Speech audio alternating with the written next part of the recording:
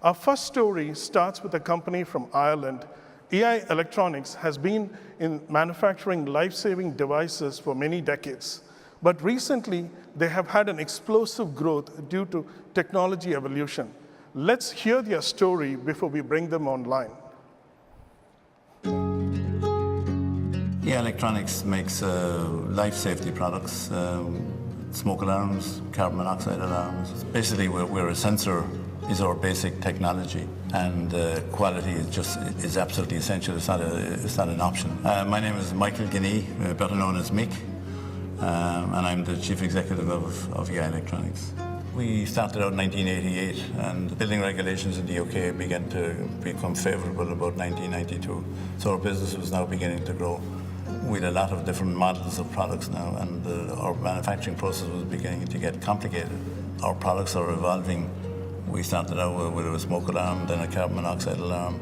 We are now a constituent part of the Internet of Things because our sensors are in the home, the data is coming out of the home, and so on.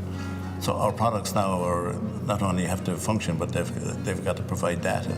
Up to the recent years, we would have designed our products in isolation, maybe from the test guys. Then the product was given to the test guys to come up with a test platform for the thing. With the standardization now, the guys from the product design are integrating very much from the beginning with the test guys. Expanding in test in previous years was a horror show because we had so many different things going on.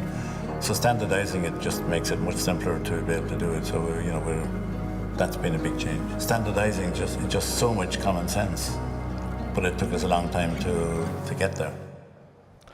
Now, to help us learn more, please welcome Joe Daly and Paul Kilbridge from AI Electronics.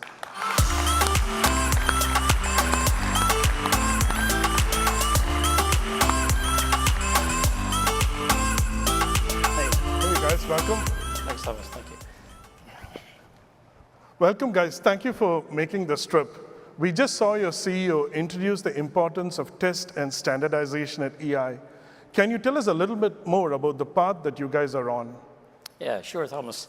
So our journey is similar to many IoT manufacturers. It's a story of complexity, quality, and of course, volume. A few years ago, a fire alarm was a device with a 9-volt battery, a sensor, and a buzzer. Today, the device has embedded software, multiple wireless functionalities, and an interactive user interface.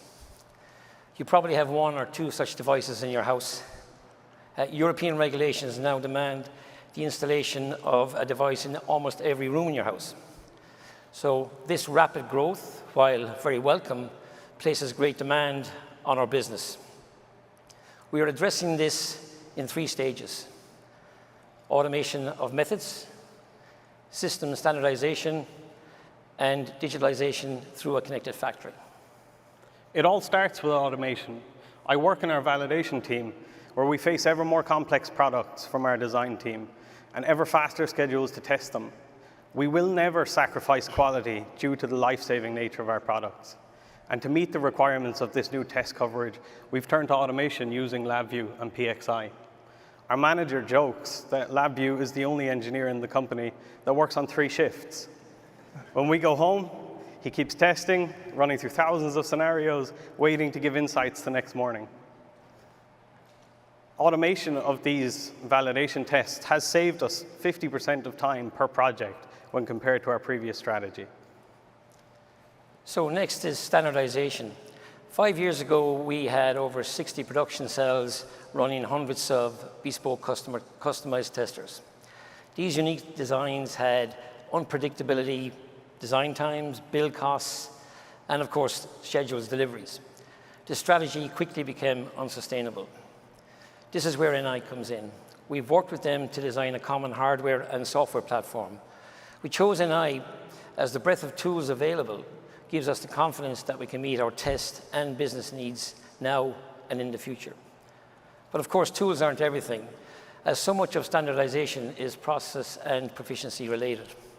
The project is ours to lead, but NI supports us beyond just technical information.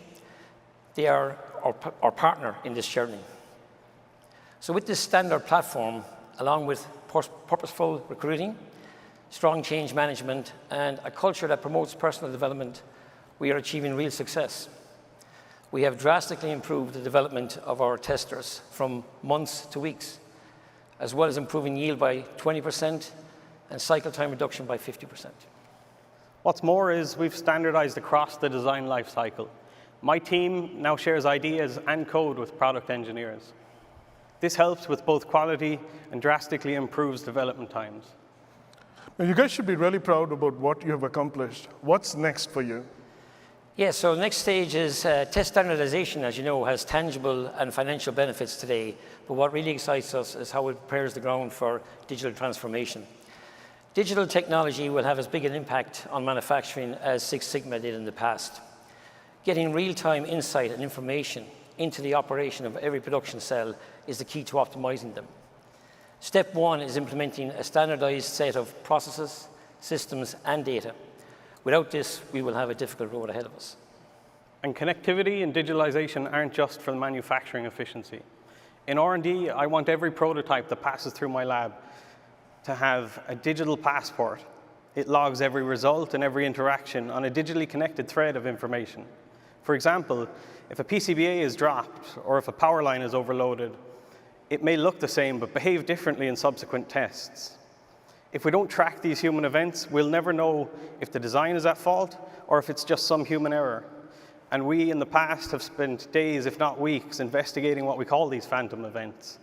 A digital thread would allow us to look holistically across the whole validation path, eliminate this wasted time, and make better, more qualified decisions about our product's performance. So the investment at EI right now is obviously focused heavily on new technology, driving product and process performance. If we don't invest now, we won't be able to deliver in the future. And this is why it's a time for engineering investment. Paul and Joe, thank you very much for sharing your journey with us, and wish you the very best as you kind of continue into the next phase of technology evolution. Thank you. You, guys. Thank you so much. Daly.